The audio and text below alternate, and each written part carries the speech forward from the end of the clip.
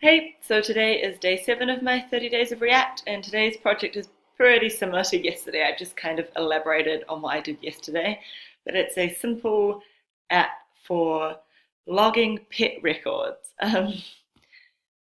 Yeah, and I just want to say, like, as I'm working through this project, I guess like all of these apps I'm doing are quite quick daily projects, and I realize that I'm not always doing things the best way or best use case for different things, but I guess it's more about me kind of solving a problem each day as opposed to really working on making my code absolutely the best it can be. And it's a learning process.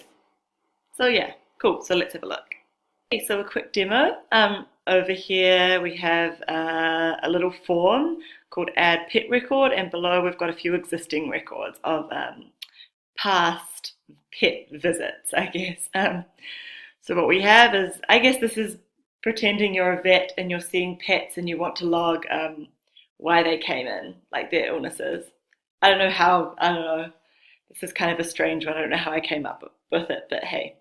So you select with the drop down, like the animal type. So maybe we've got a dog that's called Charlie, the owner name, which is maybe me, and then the illness. And let's say it's got a stomach ache.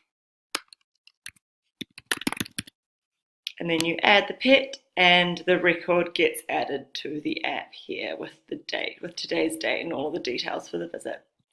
Cool. So let's take a look at the code. First of all, state, similar to yesterday, we've got an array called pets, and I've started out with a couple of pets in the array, just as if there were kind of a few existing records from previous pet visits. And let's have a look down at the return block. What we have is the header as per usual. And like yesterday's app, I've used a form, but this time I've just added a lot more fields. So first of all, we've got our form, which hands on submit. It passes a reference to the add pet handler, very similar to yesterday's project with like add a thought. And then we have a bunch of fields. So this first field here is our drop down. And that offers these different values for different animal types. You could add more if you wanted. And it also, again, has a reference to the input, whatever the user selects, which is called this new pet animal. And then we have 3 other fields, which are our pet name, owner name, and illness, each of which have a corresponding ref as well. So like yesterday, I just used 1 reference. Today I have 4. So to be honest, that's the only sort of new thing I'm exploring with this app.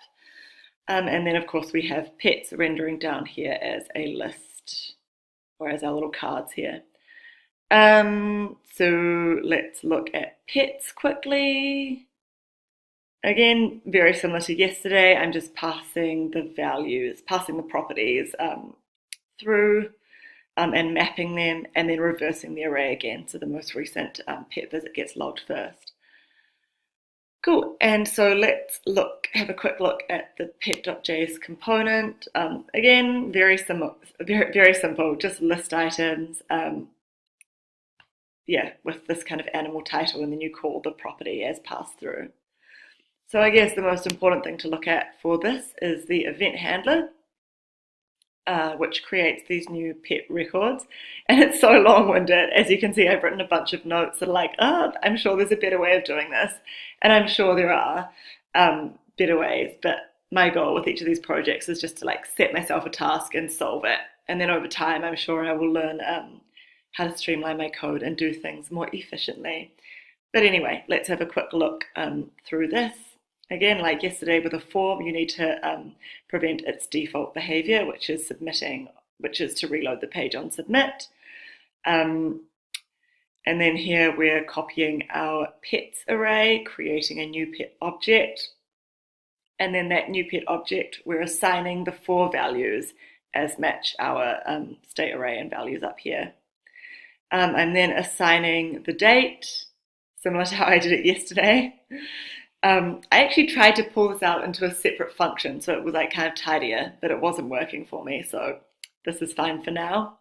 And then interpolating our date with those different values.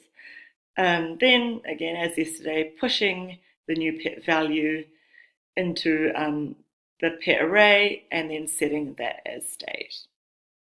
Cool. And of course, up here we are